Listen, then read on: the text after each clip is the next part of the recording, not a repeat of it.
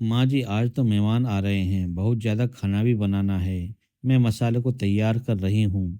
आप थोड़ा पालक की सब्जी तैयार कर दीजिए। बेटी, तुम तो जानती हो मुझे अपने पूजा पाठ से फुर्सत ही नहीं मिलती, और अब मेरी उम्र भी ज़्यादा हो गई है। ये सब काम मुझसे नहीं होते। ये कहते हुए माँ जी चली गई।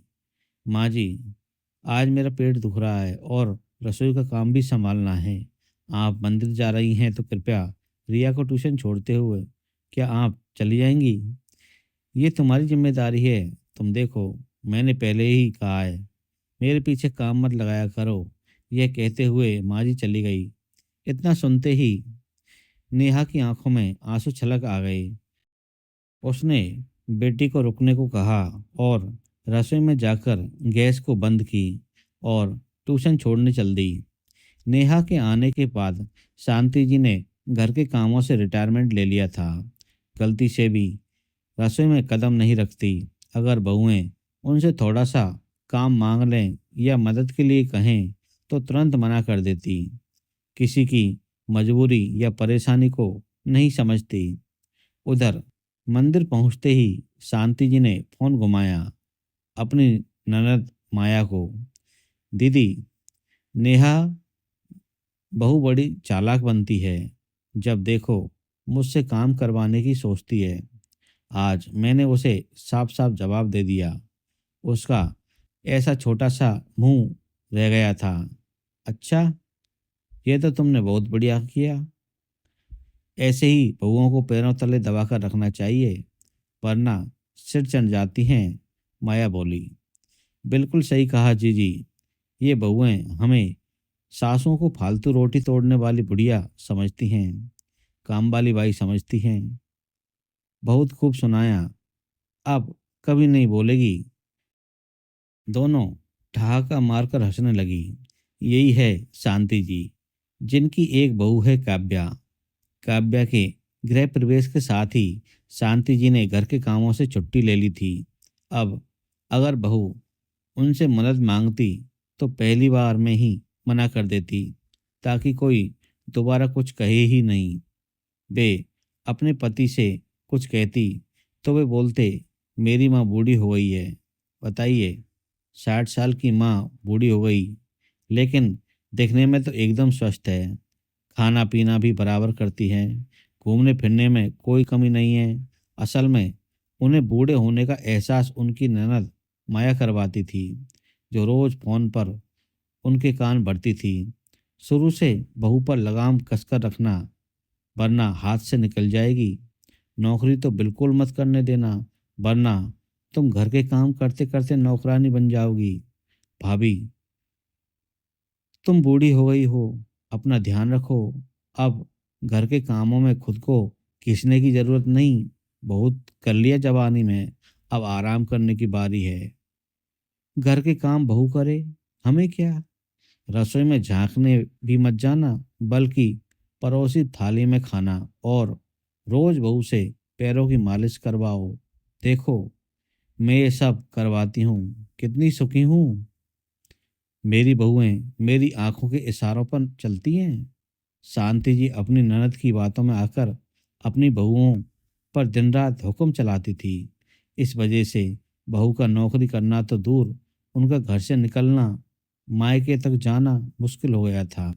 और अपने किए पर वे सोचती है कि मेरी इस घर में कितनी चलती है, मगर वे नहीं जानती कि अपनी इज्जत अपने ही हाथों से गंवा रही थी। बहू से सम्मान तो मिल रहा था, लेकिन बेमन से। एक दिन शांति जी बोली, विकास, मेरी सहेली ममता का परिवार मथुरा परिक्रमा के लिए जा रहा है। वे मुझे भी ले जा रहे हैं। बड़ा पुण्य का काम है, मना नहीं कर सकी, और मेरा भी बड़ा मन है। बेटा, तू ऐसा कर, मिठाई की दुकान से 2 किलो बेसन लड्डू और 2 किलो मूंग की बर्फी ले आ। ये लोग धर्मशाला में रुकेंगे, मैं तो तेरी बुआ के घर जाकर रुकूंगी। फिर अगले दिन वापसी है। हाँ माँ, ला देता हूँ। लेकिन क्या आपने बुआ जी को बता दिया कि आप आ रही हैं? अरे पगले, रोज ही बात होती है उनसे। वे तो घर पर ही रहती हैं, अपने कमरे से नहीं निकलती।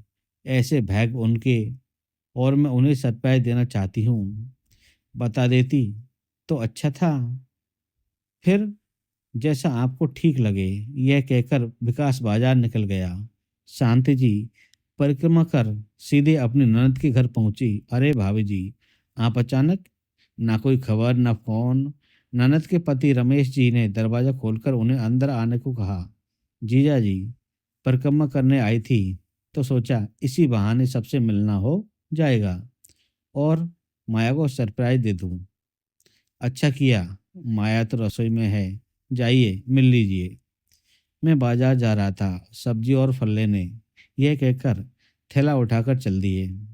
रसोई में पहुंच शांति जी बोली, जी तुम रसोई में क्यों लगी पड़ी हो? बहुआ कहाँ है? अचानक अपनी भाभी को देखकर माया बोली, भाभी वो बच्चे फरमाइश कर रहे थे इसलिए मटर की कचौड़ी बना रही हूँ। शांति जी ने देखा खाना भी वही बना रही थी। तुम चलो, मैं चाय बनाती हूँ। थोड़ी देर में बैठक में बैठकर शांति जी पूरे घर में नजर दौड़ा रही थी। तभी माया चाय और कचौड़ी लेकर आई। अरे, आप क्यों परेशान होती हो? बहुओं को बोल देती। शांति जी बोली, छोटी तो मायके गई है और बड़ी बहू। अरे, ये सब छोड़, आप चाय लो। हाँ, लेती हूँ। और जीजी, घर तो बड़ा सुंदर बनवा लिया है। बाहर भीतर से पहचान में ही नहीं आ रहा है। आपने बताया नहीं कब बनवाया है। और घर का फर्नीचर भी सारा नया लगवाया है। आप तो कह रही थी जीजा जी रिटायर हो गए, दुकान भी नहीं चलती। आप तो कह रही थी बहुत तंगी चल रही है, यहाँ तो लक्ष्मी बरस रही है। कोई लॉटरी लगी है क्या?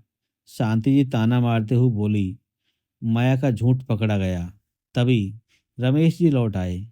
उनकी बात सुनकर हंसते हुए बोले, भाभी जी, ये सब लक्ष्मी जी के साथ माँ गृहलक्ष्मी की कृपा है। आप तो जानती हैं, मेरी छोटी सी नौकरी थी, पेंशन भी नामात्र की आती थी। बड़ा बेटा पढ़ने लिखने में कमजोर था, इसलिए भविष्य के लिए छोटी सी किराने की दुकान खुलवाई थी। पीएफ भी नहीं बचा था मेरे पास, और लोन अलग थे। छोटे बेटे की पढ़ाई लिखाई के लिए प्राइवेट नौकरी की है। ये पुश्तैनी पुराना मकान था। हम तो कुछ करने के लायक नहीं थे, पर जब से बड़ी बहू की सूझबूझ और छोटे बहू की बुद्धि लगी है इस घर में, उन्होंने मिट्टी को सोना बना दिया है। मेरी दोनों बहुएं बड़ी गुणी निकली। बड़की बहू ने बेटे के साथ मिलकर हमारी छोटी सी दुकान को डिपार्टमेंटल स्टोर में बदल दिया। छोटी बहू बड़े स्कूल में शिक्षिका है। छुट्टियां चल रही हैं इसलिए मायके घूमने गई है। बच्चे हमारे बिना मन नहीं लगने देते, इसलिए वे तो वापस आ गए। अब हम दोनों घर और बच्चे संभालते हैं। हम भी खूब मदद करते हैं। बुढ़ापे के नाम पर तंग नहीं करते। हमारे तो भाग दोनों बहुओं के आगमन से ही खुले हैं। साथ में पोते पोतियों के सुख भी ले रहे हैं। हमने बेटे बहुओं को किसी नियम कायदे कानून में नहीं बांधा जिससे कोई झगड़े हो या घर छोड़कर जाने की सोचें। बस प्यार बना रहे, हम तो यही चाहते हैं। मेरे दोनों बहुएं बाहर कमाते हैं, इसी वजह से ये ठाट बाट आप देख रहे हैं। और हमारी श्रीमती जी अपनी बहू को बहुत ध्यान रखती है, तभी वे भी हमारी परवाह करती हैं, खूब मान सम्मान देती हैं। नंदोई की बात सुनकर शांति जी के होश उड़ गए। ये मैंने क्या कर दिया? अपनी घर की बहू को पैर की जूती समझ लिया। वह तो मेरे सिर का ताज है, साक्षात लक्ष्मी का रूप है। उन्हें नेहा के कहे शब्द याद आए। वह अपना ब्यूटी पार्लर खोलना चाहती थी। कितना गिड़गिड़ाई थी अपने सपनों को पूरा करने के लिए। नेहा के आंसू देखकर भी मैं नहीं पिघली। मैं पत्थर दिल सास। आज उन्हें नेहा के शब्द याद आ रहे थे। घर में बैठकर तरक्की नहीं होती, हाथ पैर मारने पड़ते हैं। पैसा है तो दुनिया के सुख हैं, वरना पड़े रहो, कोई नहीं पूछता। माँ जी, घर में कमाने वाला हो तो हमेशा खींचतान ही मची रहती है। चार हाथ होंगे तो हमारा स्टैंडर्ड भी बढ़ेगा। और मैंने कितनी ठसक से कहा था, घर की बहू घूंघट में ही अच्छी लगती है। यूं सारे बाजार में नाई कसाबन बने घूमती नहीं। हमें तुमसे कोई काम नहीं करवाना, तुम्हारी कमाई नहीं चाहिए, चुपचाप घर के काम करो बस। यह सोचते हुए शांति जी उठ खड़ी हुई। अरे भाभी जी, इतनी जल्दी कहाँ चल दी? नंदोई बोले, अरे मुझे अपनी गलतियों को सुधारने अपने घर जाना है। सच, मथुरा महाराज की बड़ी कृपा हुई मुझ पर, जिन्होंने मुझे यहाँ बुलाकर सद्बुद्धि दी। अब बस दूसरों के कहने पर मैंने अपनी बहू पर बड़े अत्याचार किए हैं। आज ही घर जाकर नेहा को बाहर काम करने की इजाज़त दूंगी। साथ में घर के कामों में सहयोग भी करूंगी। अब से बहू की लगाम खींचकर नहीं, बल्कि ढील देकर पतंग की तरह ऊंची उड़ान भरने का हौसला दूंगी। फिर मेरे घर में भी लक्ष्मी जी के साथ इंद्र लक्ष्मी भी प्रसन्न होगी। अब से कभी नेहा की आंखों में आंसू नहीं छलकेंगे, मेरा वादा है। माया की तरफ देखकर शांति जी घर से निकल गई। तो मेरे प्यारे दोस्तों, आपको ये छोटी सी कहानी कैसी लगी, मुझे आप कमेंट करके ज़रूर बताएं। और मेरे चैनल को शेयर एंड सब्सक्राइब ज़रूर करें। धन्यवाद दोस्तों। Thank you.